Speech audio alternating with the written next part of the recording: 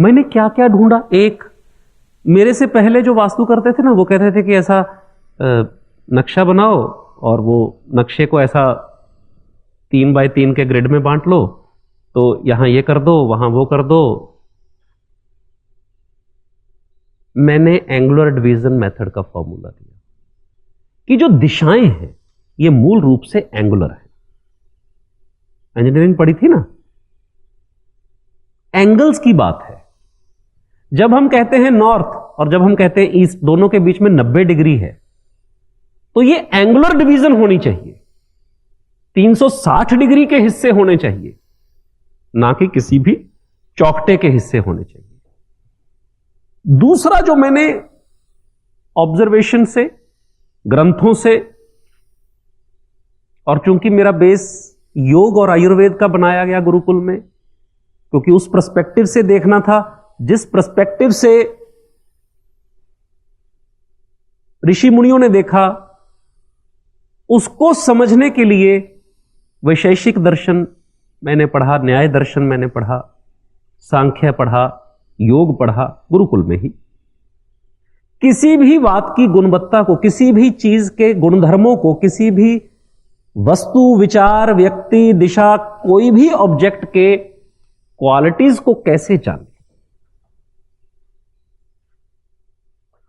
उसका अध्ययन का फल यह हुआ कि मैंने एक एक दिशा का जो गुण धर्म है, जो क्वालिटी है, मैंने उसको डिफाइन किया। बारीकी से समझना बात को, कोई शुभ शुभ नहीं है वास्तु में। हर दिशा का एक गुण धर्म है, वो फिक्स है।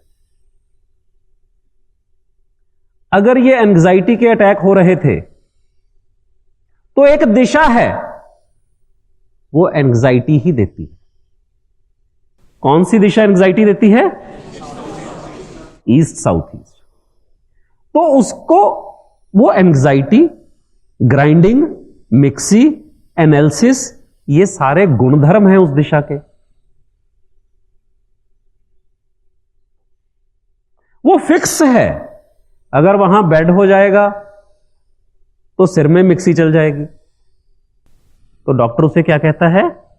एंग्जाइटी हो गई है। अब फोर्सफुली उसको तुम सुला भी दो, वो तो ग्राइंडर तब भी चलता रहेगा। जब तक उसको सही दिशा में नहीं डालोगे, तब तक वो ग्राइंडर चलता रहेगा। बहुत सारे लोग मेरे पास आते हैं, मियां बीबी का आर्गुमेंट, हीटेड आर्गुमेंट, और वो आगे कहते हैं जब हम बेडरूम में नहीं होते ना, तो लगता है यार सब ठीक है, काहे झगड़ रहे हैं। और बेडरूम में जाके जो बात बिना बात है उस पर भी डंडे बजा देते हैं। बेडरूम कहां है? ईस्ट साउथ ईस्ट में। ये मैंने खोजा। जो कॉमन वास्तु अप्रोच है, मैंने भी वास्तुशास्त्र ही सीखा है, मैं कोई अलग से, वो कॉमन अप्रोच का जो अपग्रेडेड वर्जन है, उसको सेपरेट करना जरूरी था। बहुत जरूरी था कि हम जो देख रहे हैं, जो ऋषि मुनियों ने जो बताए हैं फॉर्मूलाज, उसका आधार क्या है, उसका लॉजिक क्या है। एट्रीब्यूट्स के साथ मैंने पंच तत्वों का निर्धारण किया, दिशाओं का। वास्तु के किसी भी ग्रंथ में 16 दिशाओं के तत्वों का निर्धारण नहीं, कहीं भी नहीं।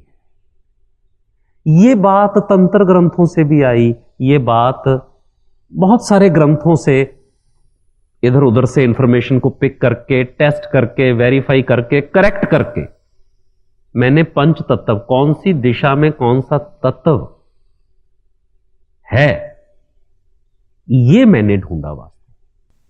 इस चीज को करते हुए एक मैंने और दोष जो दूर किया, वो ये था कि जैसे कोई भी एंट्रेंस देनी होती थी, तो उसको ऐसे डिवीजन करते थे कि एक दीवार के 8 हिस्से कर दिए, 7 या 8 हिस्से दीवार के कर दिए। अब मैं एक जगह पर जब करने गया वास्तु, तो दुकान थी, 8 फीट का उसका फ्रंट था, और वो जो दुकानदार थे उनको भी वास्तु की किताब पढ़ रखी थी उन्होंने भी।